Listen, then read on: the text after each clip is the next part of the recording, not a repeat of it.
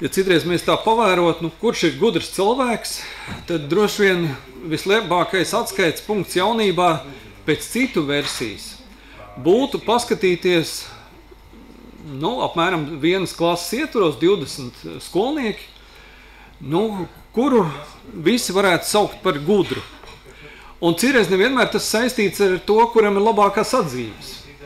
Jo droši vien esam pieredzējuši situāciju, kur persona, kas varbūt arī vienā skolā ir nomācījušies visas 12 klases, un varbūt tas arī pārējo skolnieku sastāvs ir bijis, un varbūt, ja kādam vajadzēja kādu palīdzību, viņi griezušies pie tā teicamnieka. Ja pavērotu viņu dzīvi pēc 10, 20 un 50 gadiem, vai visi pārējie skolnieki varētu teikt, jā, viņš ne tikai skolā labi mācījās, bet paskatoties uz viņu dzīvi, liekas, ka tie lēmumi, kas ir bijuši pieņemti, arī ir bijuši tādi dzīves gudri lēmumi. Un citreiz jau iznāk pretēji.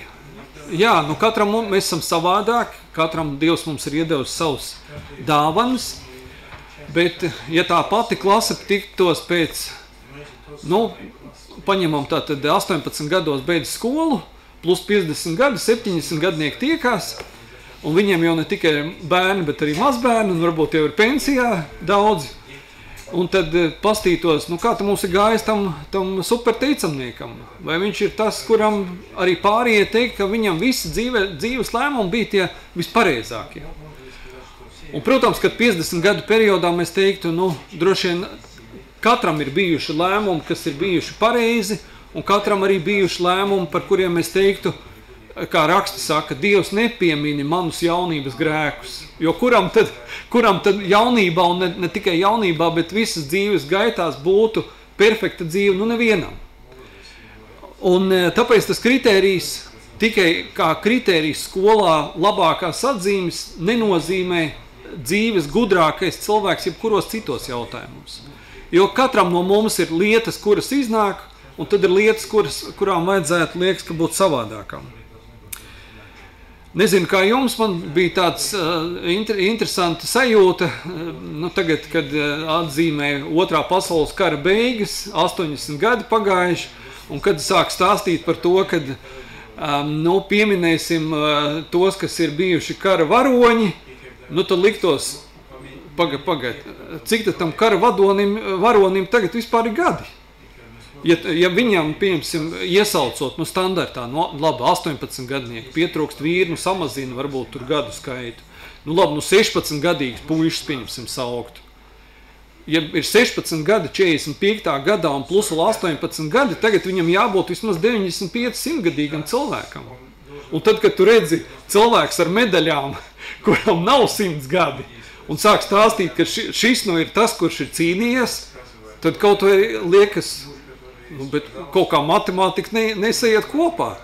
Labi, tā varētu būt piemiņa, piemēram, tur no kāda vecākiem pārmantota. Jā, mēs esam secinājuši, ka ne visos gadījumos varoņi ir arī varoņi, jo ņemsim vērā pēc Otrā pasaules kara pirmais lēmums, kas tika pieņemts jautājumā par kara noziegumiem, un kas ir kara noziegums? Paņemt cita mantas nozagt. Izvarošanas, lietas, kur tiek ik pa laikam ir bijušas komandas diennakts laikā, dariet, ko jūs gribat, un nekādas sekas nebūs. Tad pirmais lēmums pēc Otrā pasaules kara, kas tika pieņemts, mēs sodīsim kara noziegumu jautājumos tikai zaudētājus. Līdz ar to arī tajā pusē, kas uzvarēja, un katrā pusē, jebkuras valsts karavīru starpā ir cilvēki ne tikai tādi, kas tiešām ir labi pilda uzdevums, bet jebkuras valsts karavīru starpā ir cilvēki, kuri nerīkojas pareizi. Un tad, kad uzvarētāji nemaz netiek vērtēti, kādi tad ir bijuši viņu noziegumi?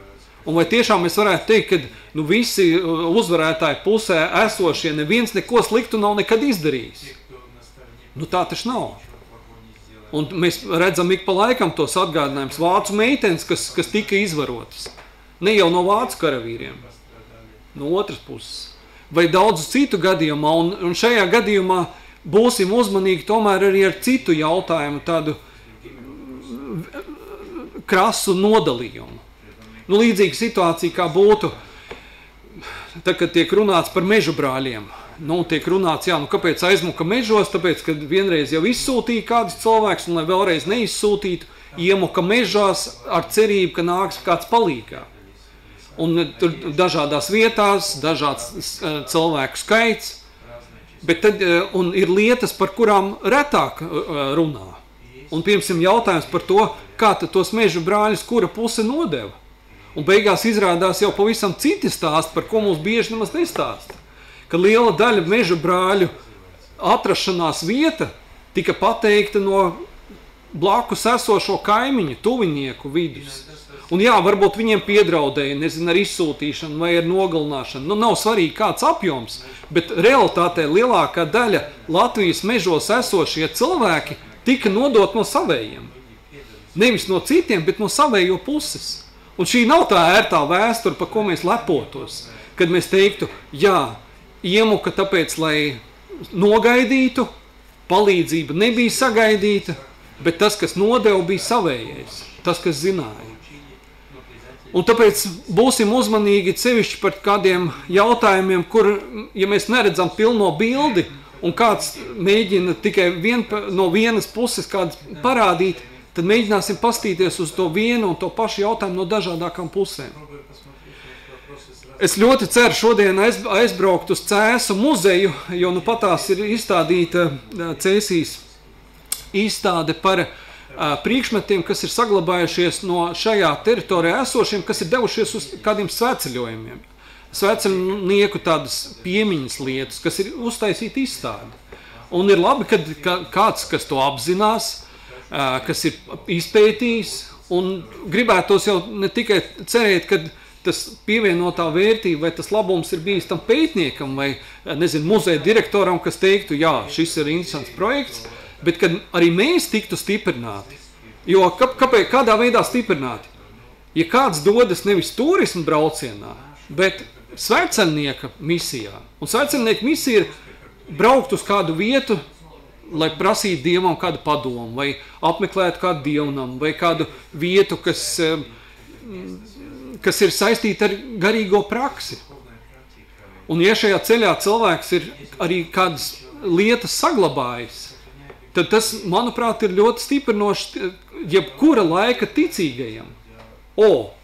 Ne jau tikai Dieva meklētāji ir patreiz šajā telpā esošie, bet Dieva meklētāji, kas nevis ir meklējuši savus izklaides, bet ir meklējuši Dieva prātu un arī dodoties ceļojumā, izlūguši to, kaut ko ir atstājuši.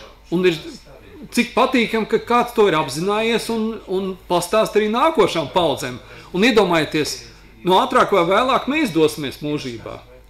Kas ir tās lietas, ko mūsu nākotne atstās?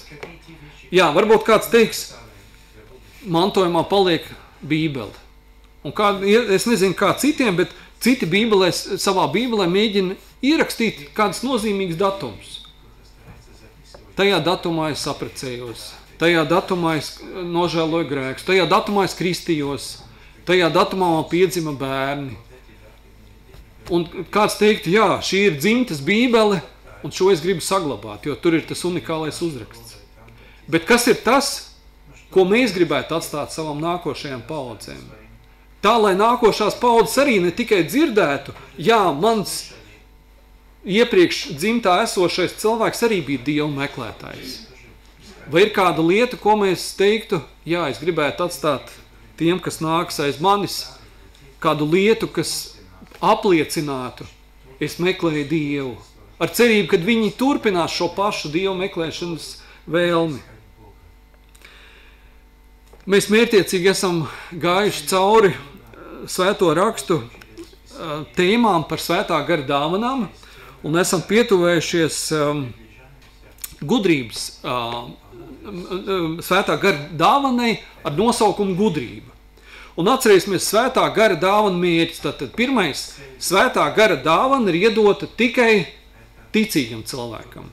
Ja arī liktos, kad apkārt ir kāds gudrs cilvēks, bet viņš apzināti, nevis neapzināti, bet ja viņš apzināti teiktu, es neticu Dievam, un kaut arī viņam būtu labāks atzīmes skolā, un varbūt viņš būtu vairāk grāmatas izlasījis, vai kādās erudīcijas konkursā labāk zinājis tās atbildes, mēs teiktu, jā, tev ir gudrība, bet tāpēc, ka tu neesi dievticīgais, tev nav svētais gars, un tev nav iedot svētā gara dāvana. Svētā gara dāvana ir iedot tikai ticīgajiem.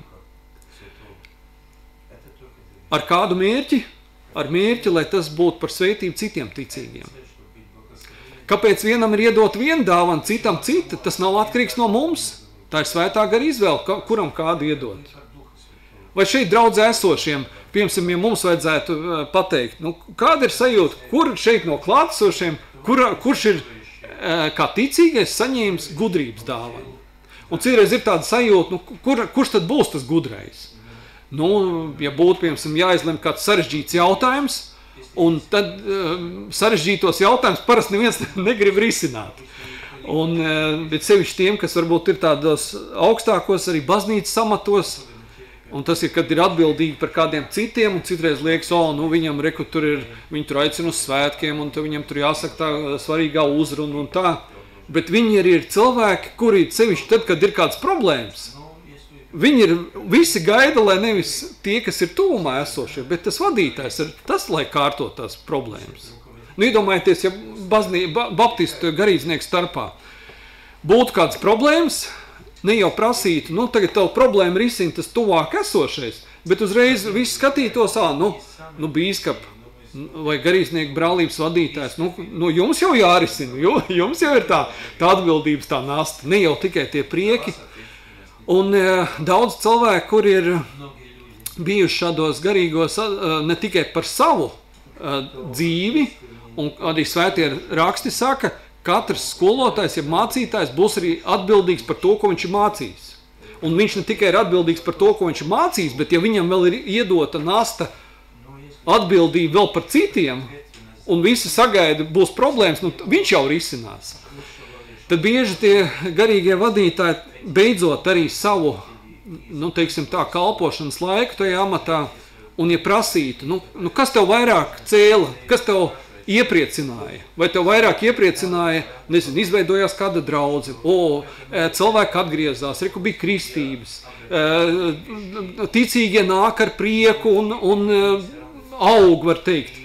Un tad, ja tu redzi, draudzes samazinās, cilvēki tur kasās savā starpā, viss kaut kādas nesaskaņas, ar garīdznieki tur ne tā māca pēc rakstiem, un tad bieži tie garīgie vadītāji arī saka, jā, ir celsmīgas tās lietas, kur tu redzi izaugsmu un prieku, bet vienlaicīgi tad nemitīgi jārisina arī tās grūtās lietas, un viņas jau visu laiku ir.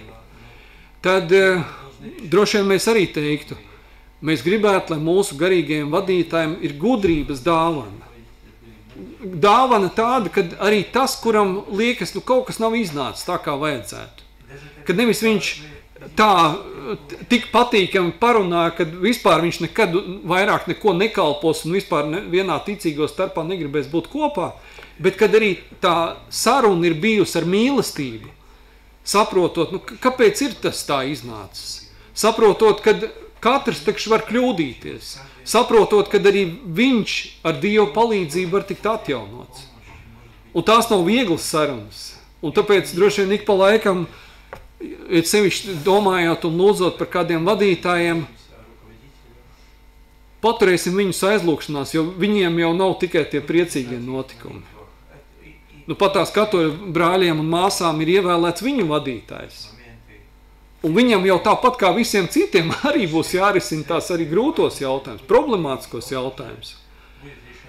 Un droši vien gribās lūgt, Dievs dod īpaši tiem vadītājiem, kas ir atbildīgi ne tikai par sevi, bet arī par citiem, tādu svētā gara gudrību, kā vislabāk to jautājumu risināt. Jo ne visos gadījumos ir uzreiz atbildes. Ne visos gadījumos tu saproti, jā, varbūt tu stingri pateiksi, bet kas būs pēc tam? Kā tas cilvēks pēc nākošās dienas dzīvos? Vai pēc gada? Vai viņš nepazudīs vispār? Un mūsu starpā jau arī tikši ir kalpotāji, kas kādreiz ir kalpojuši un tagad nevienā draudzē nekur neiet. Kaut kas ir noticis. vai tā ir bijusi paša izvēle, vai ir bijusi kāda no šīm pēdiņās, sakot, patīkamām sarunām, mēs nezinām. Varbūt tas ir veidojis kaut kas kopskatā.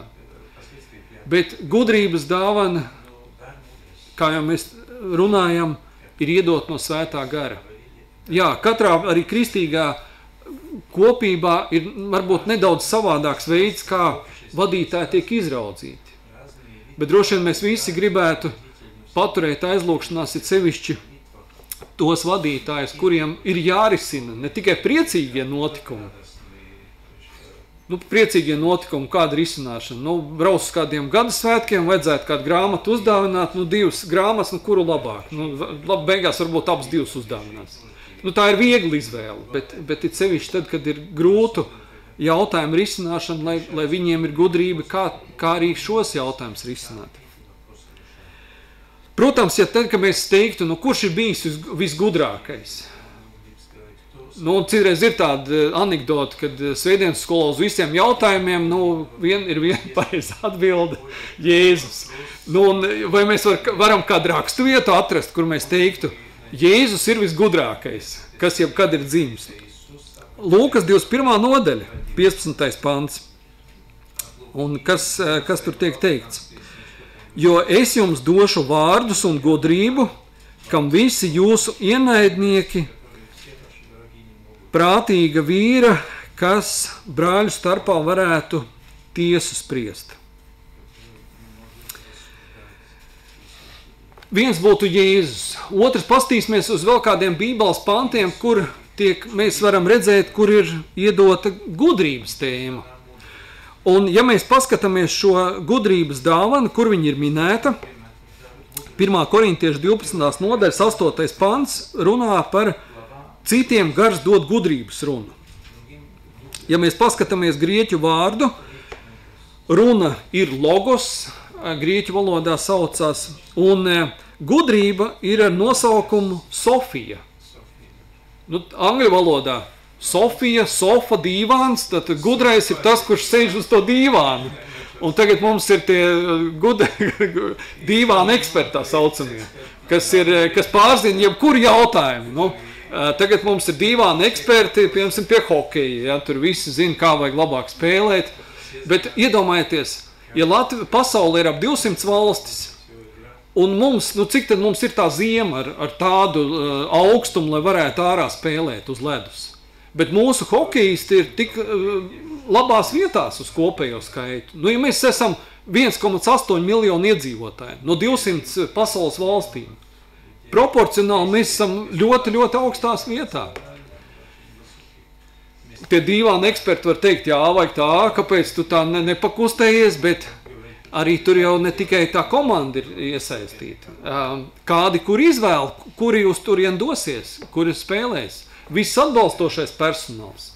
Un jā, citos gadījumos mēs esam piedzīvojuši, ir kādas uzvaras. Pret ko būtu uzvaras? Pret valsti, kurā ir vairāk iedzīvotāji, vai vairāk attīstīs tās sports, vai konkrētā sporta komandu skaits. Arī mūsu starpā droši vien ir kādas sporta jomas, kurās ir netik daudz iesaistīto skaits. Un varbūt pasaules līmenī mēs neesam tik lielās vadošās vietās. Bet hokeja eksperti, dīvāni eksperti mums ir daudz, bet vienlaicīgi ir un arī garīgajā dzīvē mums ir tie eksperti, kas zina, kā vajadzētu rīkoties, un ja mēs teiktu, tam bīskapam, kuram tās problēmas ir jārisina, ir daudz tie dīvāni eksperti, kur teikt, viņam taču vajadzēja darīt tā. Vai visos gadījumos mēs zinām iemeslu, kāpēc ir bijusi izvēle? Ne visos. Un citreiz droši vien ir pareizi uzticēties, kad viņš vai kāda komanda pieņems vislabāko lēmumu. Tad, kad mēs skatītos, kādas lietas piemīt šim cilvēkam ar gudrības dāvanu, mēs varam redzēt kādus iezīmes. Pirmām kārtām šim cilvēkam būtu ļoti labas svēto rakstu zināšanas, kā pamats gudram lēmumam. Mēs gribētu teikt, ka šim cilvēkam, kuram ir iedota gudrības dāvana, viņš skaidri saskata aktuālo situāciju.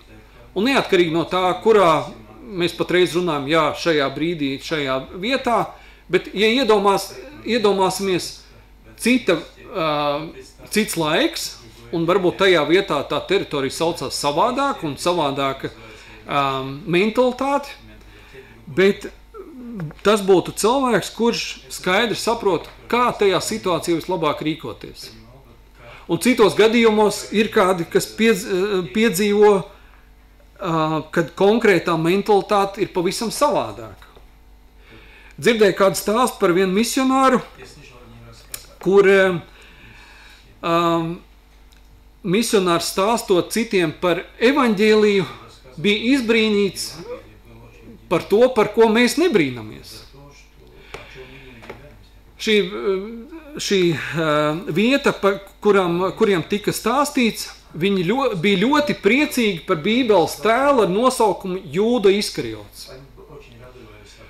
Un citreiz mēs teiktu, arī tad, kad, piemēram, citreiz ir kādas svētbildes, Jēzus un 12 mācekļi, un citreiz ir kādi mākslinieki, kuri izvēlas vēl apkārt ap galvu uzlikt oriolu, vai citreiz varbūt tādu gaišu skulptūru visam tēlam. Un tas būtu kā apzīmējums, cilvēks ir svēts, un lai būtu nosaukt cilvēks par svētu, viņam būtu ne tikai jānāk pie grēka nožēlas, bet viņam arī būtu jānodzīvo svētdzīvu līdz dzīves beigām. Protams, ar katram ar savām izaicinājumu lietām. Un citreiz ir tas jautājums, bet ko darīt ar Jūdu Iskariotu, jo viņš ir pie tā galda, un to mēs redzam. Vai mēs viņam varam uzlikt to oriolu uz bildes, jo viņa dzīves noslēgums jau nav tas priekšzīmīgākais. Un citi mākslinieki ir izvēles priekšā, ko darīt, kā viņu attēlot. Bet šajā ciltī Jūda bija īpašs tēls, jo šajā kultūrā, kas viņam bija svarīgi? Viņiem ļoti patika Jūdas īpašība. Un kā tā īpašība bija? Tajā konkrēti vietā, kur tika sludināts, īpaša vērtība tika skaitīta, kad ja tu no kāda gūsti uzticamību, un pēc tam tu viņu pievili, tad tas skaitās, augstākā pilotāža. Un Jūdas tēlā mēs to redzam. Jūda ir Jēzum 3 kalpošanas gadus blakus, un tad Jūda ir tas, kas nodod. Un tad droši vien tam misionāram jāsaka, jūsu kultūrā jūs saprotat, kad Jūda ir tas svētais, bet svētie raksti viņu jau pavisam savādāk attēlo. Mēs teiktu, kā mums būtu, ja mums vajadzētu sludināt tādiem cilvēkiem, kas teiktu, dabūt uzticību un pēc tam pievelt, tā ir ļoti laba īpašība. Kā mums būtu izaicinājumi, kā to izskaidrot, kad ir Bībele, uz ko mēs balstamies, runā pavisam savādāk par to.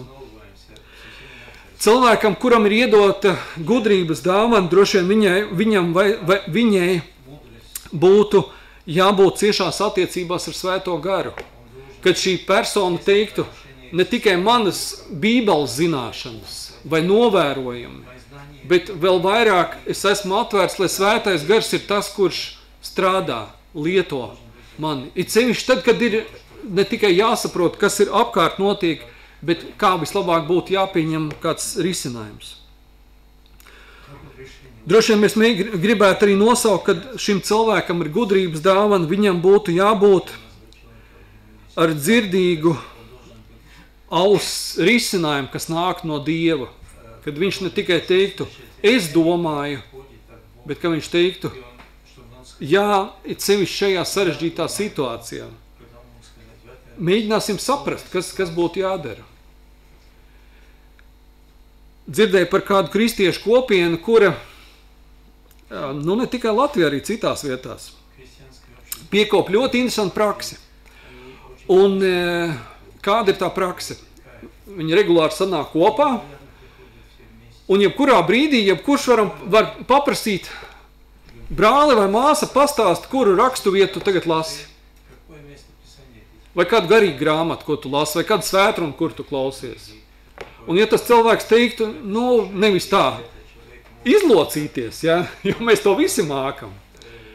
Bet ja tas cilvēks teiktu, es esmu patreiz tādā brīdī, kur man ir Bībeles lasīšana grūta.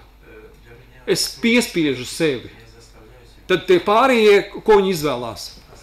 Viņi izvēlās tā, vienam no mūsējiem patreiz ir garīgi grūti, mēs visi gavēsim un aizlūksim par šo brāli vai māsu, lai viņš atkal var saredzēt prieku, lasot rakstus, ka viņš var ar prieku baudīt, nevis piespiedu kārtā, bet ka viņš ar to prieku dara. Manuprāt, tā ir ļoti interesanta pieredze. Mēs redzam, kāds ir grūtākā dzīves brīdī un nevis tikai noskatāmies, bet gavēt tas nav viegli, jo viss tikš grib ēst. Svētie raksti vienlaicīgi mums saka, kad ir kādas lietas, ar kurām tikai lūkšana nepietiek. Un tur tiek teikts, šī cilts var iziet tikai ar lūkšanas un gavēšanas palīdzību. Interesanti praksa, ja mēs kāds dzirdētu. Ir kāds brālis vai māsa, kur ilgi nav bijusi, un tad nāk iniciatīva, pavadīsim veselu dienu lūdzot par viņu. Vai tā būtu slikta izvēle? Nē. Tā būtu laba izvēle paturēt viņu. Nenoskatīties, kā viņš aizslīd atkal prom, bet iestāties par viņu. Aizlūgt par viņu. Svētajos rakstos, tad, kad mēs runājam par gudrību, mēs prasītu, kurš ir gudrākais cilvēks? Jēzus mums jau tā pareizi atbild bija, ja? Tas jau ir atrisināts, bet ja ņemtu ne Jēzu. Salamans, jā, gudrais Salamans. Atcerieties, tad, kad Salamans sāk, viņam tiek uzticēta atbildība par citiem, ko viņš prasa? Viņš prasa 1. ķēniņa 3. nodaļā, tas tiek aprakstīts, viņa lūgšana Dievam, kas ir tas, ko viņš prasītu. Un tad Dievs ne tikai iedod gudrību, ko Salamans ir prasījis, bet vēl vairāk. Viņš iedod arī vēl citas svētības. Vienlaicīgi arī Dievs Salamanam pēc tam saka, es tev to iedošu, bet tev ir jāstaigā mani ceļi. Atcerieties Salamana dzīves beigas, kas ir rakstīts. Salamanam ir 1000 sievas. Neiedomājami. 700 sievas plus 300 blakus sievas. 1000 sievietes. Un katra no tām, var jau teikt, kāpēc gudrs kur ir tā aprecējis tās cilts kaut kādu mītu, tie savā starpā nekaros, varbūt citos gadījumos arī tāda politiska izvēle. Bet, ko mēs varam lasīt, Salamans savas dzīves beigās, un tās sievas, kas nāk no citām ciltīm, nāk ar saviem pielūgsmes objektiem. Un Salamans, ko dzīves beigās dara, viņš ne tikai lūdz Dievu, bet sāk būvēt arī tām visām savām sievām viņu pielūgsmes objektus. Un tas nav tas, ko Dievs teiktu, tā būtu pareiza izvēle. Jā, Dievs atbildēja Salamana lūgumam. Salamans prasa Dievam gudrību, gudrība tika iedot. Bet ar atrunu, tev ir jāstaigā mani ceļi. Ko dzīves beigās mēs teiktu, tā nebija lieta, par ko varētu lepoties. Ja mēs skatāmies jaunajā derībā, apostoļu kontekstā, un jautājumā par gudrības dāvanu apostoļu darba 6. nodaļā, mēs arī varam lasīt kādas lietas. Un nolasīšu apostoļu darba 6. nodaļa no 1. panta. Tanīs dienās mācekļu skaitam pieaugot, helēnistu starpā radās kurnēšana pret ebrejiem, ka viņu atraiknes dienasčajā apkalpošanā paliekot neievērotas. Tie 12 saicināja visus mācekļus un sacīja, nav pareizi, ka mēs, kalpodam pie galda, atstājam novārtā Dievu vārdu. Tāpēc, brāļi, izredziet no savas vidus 7 vīrus, kam laba slava, svētā gara un gudrības pilnus, kam mēs varētu šo pienākumu uzticēt. Bet mēs gribam arī turpināt Dievu lūgt un kalpot ar vārdu. Šie vīri patika visai draudzēji, un viņi izredzēja Stefanu, vīru ticības un svētā gara pilnu, un Filipu, Prohoru, Nikanoru, Timonu, Permanu un Nikola, Antiohijas proselītu, un veid tos apstuļu priekšā. Tie Dievu pielūgdam uzlik viņiem rokas, Dievvārds auga augumā un mācekļu skaits Jeruzalemē stipri pieauga. Apostoļi redz problēmu, un viņi ne tikai saredz problēmu un to ignorē, bet viņi saka, šī ir vajadzība. Kā mēs labāk rīkotos? Jā, viņi saredz, Dieva darbs ir vairāk nekā mēs varam izdarīt. Nu, tas ir brīnišķīgi, ne? Ja mēs iedomājamies teiktu, viens ticīgais var izdarīt pilnīgi visas kalpošanas, kas vien ir iespējams. Nu, tas nav reāli.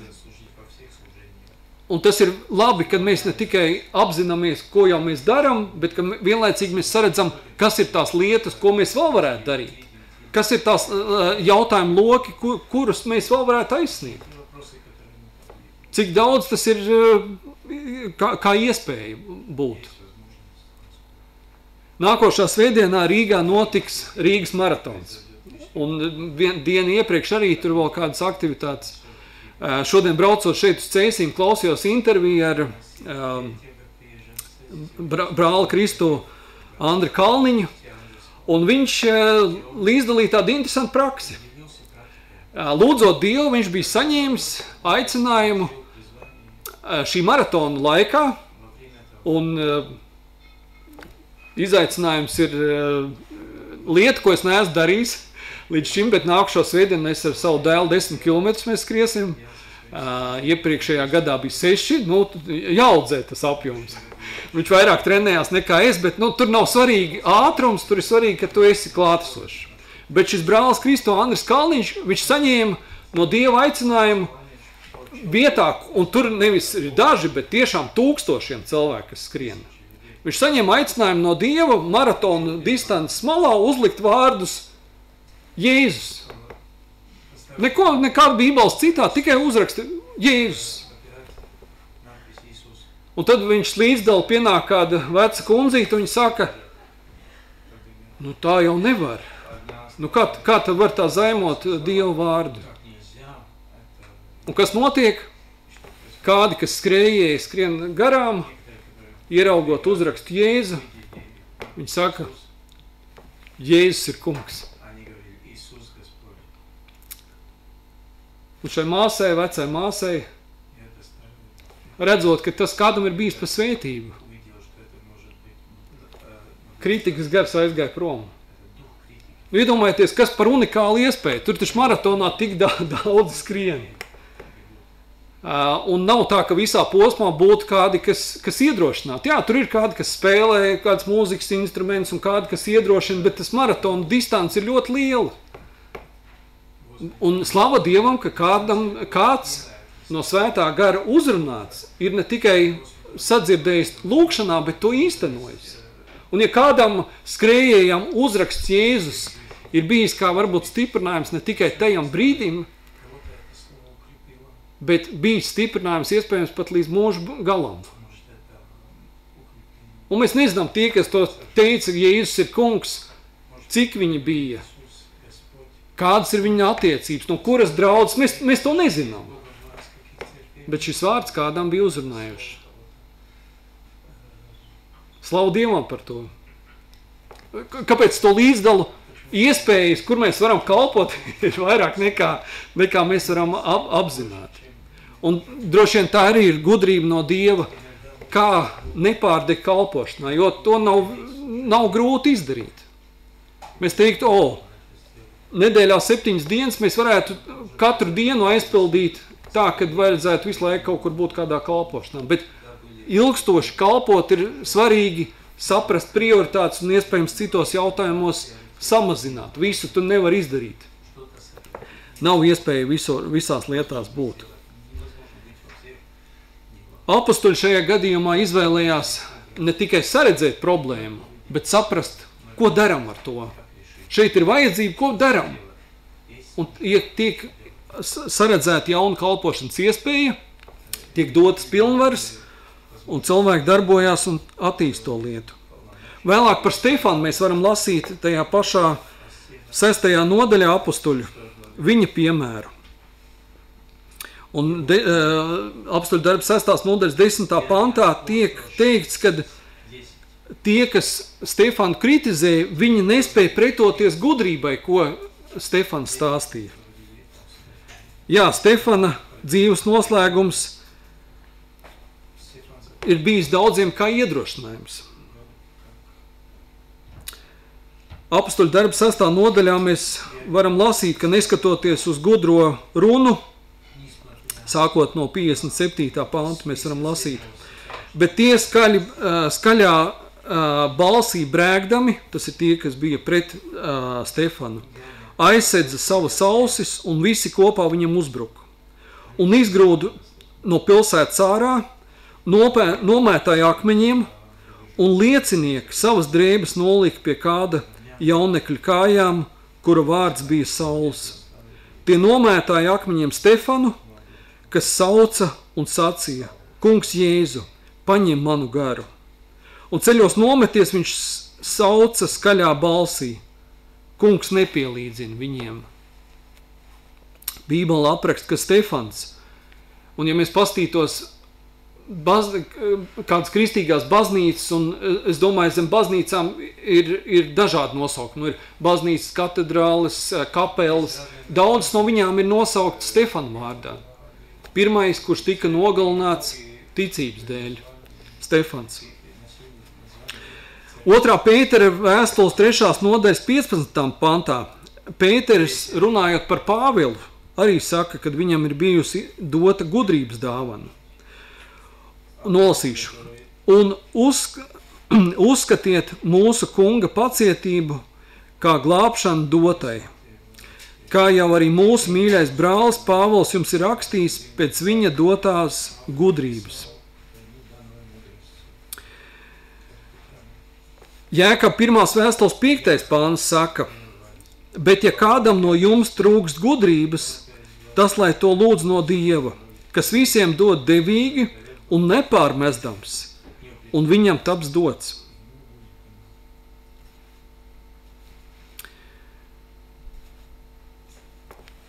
Atcerieties 1. korintiešu vēstules, par kuru mēs arī lasījām, kur tiek uzskaitīts ne tikai svētā gara dāvanas un Kristus piemiņas mīlesta apraksts, mīlestības nodaļa 1. korintiešu 13.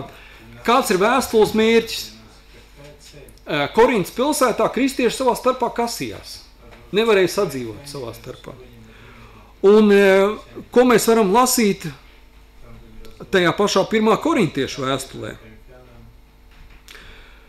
Pāvila pārmetums Korintas kristiešiem. Un ko viņš saka? To es jums saku par apkaunošanu. Vai tad jūsu vidū nebūtu neviena prātīga vīra, kas brāļu starpā varētu tiesu spriest? Kāpēc Pāvils par to saka? Viņš saka, jā, cilvēciski mēs esam dažādi. Un citreiz varbūt ir kādi jautājumi, kuros mums neizdodas atrast vienprātību. Bet primāri nevis griežieties abi uzreiz pie tiesas, lai tiesnesis, un ne visos gadījumos mēs varam teikt, ka arī Latvijas republikā visi tiesneši ir aktīvi Dieva ticīgi, praktizējuši kristieši. Bet tas pamatmērķis būtu jūsu problēmu starpā, nevis uzreiz ejiet pie laicīgas varas, kas risinās jūsu problēmu, bet primāri paskatieties, varbūt jūsu ticīgo cilvēku starpā ir kāds, kuram ir iedota gudrības dāvana, kurš arī varbūt jūsu neskaidrību vai pārpratumu vai konfliktu var palīdzēt saredzēt un vadoties, norādot uz Dievu, palīdzēt saredzēt, kā no Bībeles perspektīvas uz to jautājumu labāk būtu skatīties. Iedomājieties, ja mēs paņemtu Jēzus 12 mācekļus un viņu pagātni, Matejs, kurš ir muitnieks, pārējie taču viņu nemaz neuztver kā piemēru. Un cits Kristus māceklis, kurš ir gatavs paņemt ieroci rokā, lai nogalinātu. Tas, kas ir sadarbojies ar vietējo okupācijas varu, un tas, kas ir gatavs atdot savu dzīvību. Cilvēciski viņi abi kopā nekad nebūtu. Bet Kristus ir tas, kurš katru no viņiem ir aicinājis, un Kristus ir tas, kas viņus savieno. Un viņi seko nevis viens otram, bet viņi abi seko Kristum. Jā, ar savām īpatnībām, ar savu pagātni, ar savu mentalitāti, ar savu sapratni par garīgām un laicīgām lietām, bet abi viņi seko Kristum. Un iespējams varbūt šeit šis Bībeles pāns kādam ir jādzird, kur Ja mums vajadzētu izvēlēties, kā lietas risināt, mēs jau droši vien visi teikt, primāri mēs visi gribētu risināt lietas Bībeles gaismā. Jo cilvēciski varbūt, tur arī tiesu sistēmu var gadiem ievilkties. Un citreiz varbūt, kurš vinnēja, ne jau vinnēja pareizākais, bet tam, kuram bija labāks advokāts un kuram bija lielāka nauda. Ne visos gadījumos mēs varam arī teikt, ka tiesa ir bijusi neitrāla. Kaut arī mēs tā gribētu, bet ne visos gadījumos mums tā ir iznācis. Bet ja kādam ticīgajam šajā brīdī ir kādas nesaskaņas, tad noliec šo jautājumu arī Dieva priekšā. Un iespējams, varbūt ir jārīkojas pavisam savādāk. Dievs uzrādi kādu, kuram ir iedota gudrības dāvana, svētā gara dāvana, gudrības dāvana, kas var man palīdzēt, jo varbūt es esmu aptumšots un tajā brīdī loģiski nevar padomāt vai saprast. Bet dod man kādu cilvēku, kuram tu esi iedevis šādu dāvanu, kas var palīdzēt man sakārtot domas, kas iespējams var palīdzēt primāri balstoties uz svētajiem rakstiem saprast, kā konkrēto situācijas varu izrisināt. Jo neticīgais cilvēks, viņam ir pavisam citas atskaites punkts. Jā, viņš vadīsies pēc likumdošanas, pēc kaut kāda datu bāzes. Un citreiz jau mēs varam teikt, kāds var būt, nezinu, ir zagls ienācis mājā, kamera ir nofilmējusi, reku ir pierādījums, un beigās advokāts pasaka, bet šī kameras ieraksts nedarbojās, jo kamera nav tur kaut kādā certifikātā, un šo mēs nevaram ņemt vērā. Tas ir tādi gadījumi arī. Un it kā no vienas puses, būtu visi pierādījumi, bet tāpēc, kad ir kaut kāda mazā nianse, un advokāts ir atradis likumos caurumu, kamera, kura parāda, kad zagls ir ienācis, tas nav kā pierādījums. Bet šajā brīdī es gribu aicināt tiešām, ja kādam ir kādas nesaskaņas, primāri mēģinam paši nolikt šo jautājumu Dievu priekšā. Skatīties paši Dieva gaismā, kā konkrēti manu lietu šajā brīdī, kā vispareizāk būtu risināt. Un ja ir sajūta, es netieku pats galā, varbūt nākošais solis ir Dievs. Uzrādi kādu, kurš no ticīgo vidus, jo tikai cits ticīgais norādīs uz Kristu. Dod kādu citu ticīgo, kas palīdzēs saprast uz esošo situāciju, kā vislabāk rīkoties. Kā to jautājumu risināt. Iedomājieties, 2000 gadus apakaļ Pāvils korintiešiem saka, kāpēc jūs savas nesaskaņas dodat risināt tiem, kas par Dievu neko nezina? Jums taču vajadzēja rīkoties savādāk. Nolikt savu vajadzību Dievu priekšā.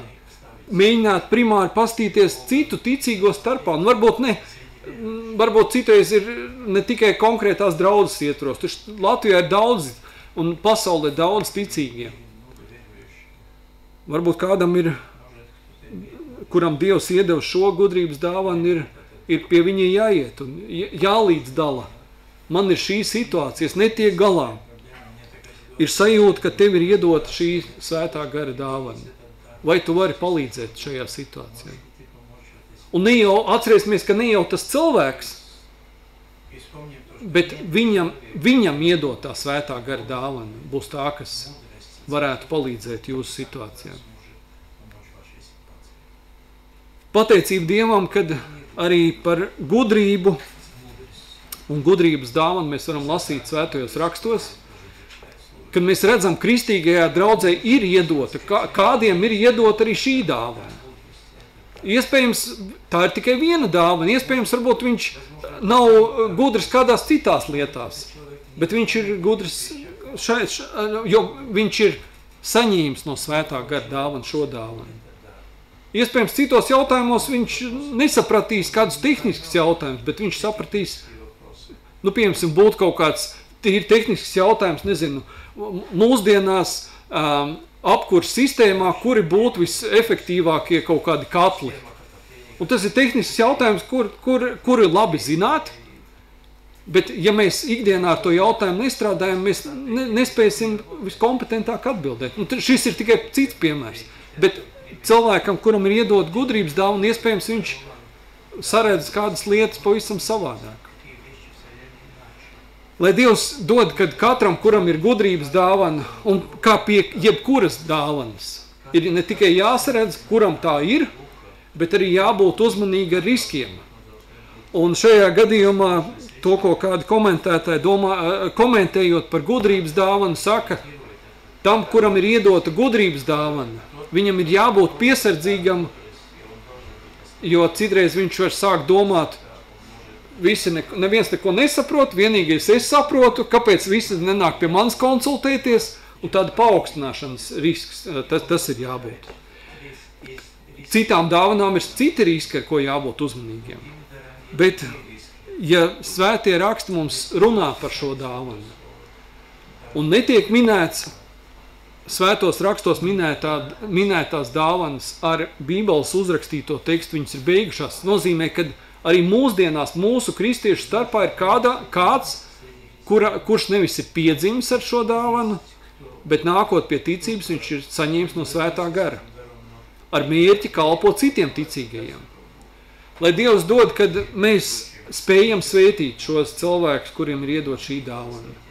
Lai viņiem ir gudrība ar tādu Dieva mīlestību saredzēt, kas ir tās apkārt lietas, kas notiek. Lai mūsu garīgie vadītāji, kuriem ir droši vien saraksts ar lietām, kas neiznāk, un ne visos gadījumos ir uzreiz sapratni, kā rīkoties. Lai viņiem ir gan pašiem gudrība, gan ļoti dievbijīga un laba komanda, kur spēj palīdzēt saprast, kā to risināt. Un jā, varbūt kādam ir jāgriežās nevis pie neticīga padomdevēja, bet tieši otrādāk. Kādam, kuram ir jāsaredz savu problēmu risināšanā, atrast kādu brāli vai māsu Kristu, kuram ir iedota gudrības dāvana, lai saprastu, kā to konkrēto situāciju risināt. Debes Tēvs, paldies par katru no svētā gara dāvanām, ko tu esi iedevis kristīgajā draudzē. Paldies par šo gudrības dāvanu. Paldies par svētajiem rakstiem, kur mēs varam redzēt, ka kādiem ir bijušas iedotas gudras izvēles vai lēmumu, kā risināt. Tu redzi Salmanu, kurš lūdza pēc gudrības un tika no tevis svētīts. Tu redzi svētajos rakstos apustuļu izvēli. Ir vajadzība, kad viņi rīkojās. Stefana izvēle, kad viņš bija caur tavu svēto garu ar gudrību, kā vislabāk liecināt apkārtējiem. Paldies, kad Pēters, runājot par Pāvilu, minēja, kad viņš ir gudrs savā izvēlē. Paldies par katru svēto rakstu varoni, par ko mēs varam lasīt, un par to piemēru, kur mēs varam teikt, jā, šī bija izlūgta, gudra izvēle, kas nevis nāca no cilvēciskiem apsvērumiem, bet tavs svētais gars, kas mājo katrā ticīgā, bija arī šajo lēmumu izvēlē iesaistīts, kurš varēja pieņemt lēmumu, kā vislabāk rīkoties tajā situācijā. Mēs īpaši gribam lūgt par mūsu garīgajiem vadītājiem, tiem, kuriem ir padoti kādi citi cilvēki. Dod, kad viņi ne tikai var priecāties par uzvarām un lietām, kas iznāk, bet īpaši dod gudrību tajos grūto jautājumu izvēles priekšās. Dod, kad viņi, neskatoties uz tām nastām un atbildību, kas ir uzticēti, dod, kad viņi var baudīt tavu svētību. Dod, kad viņi var novērtēt katru no dāvanām, ko tu esi viņiem iedevis. Un mēs īpaši gribam lūgt arī par katru ticīgo, kuram ir kādas izvēles un nav saprotams, kā būtu rīkoties. Dod, kad viņu acu priekšā ir kāds cits dievticīgs cilvēks ar gudrības dāvanu, kurš var palīdzēt arī viņu situācijām. Paldies par svētiem rakstiem un dod, ka mēs spējam svētīt tos, kuriem ir iedot šī dāvana, priecāties par viņiem. Un ka mēs varam svētīt arī citus ticīgos, kuriem ir iedota kāda cita dāvana. Paldies par to, ka katram ticīgajam ir kāda dāvana iedota. Dod, ka mēs to spējam ne tikai apzināties, bet attīstīt. Kristus vārdā. Āmen.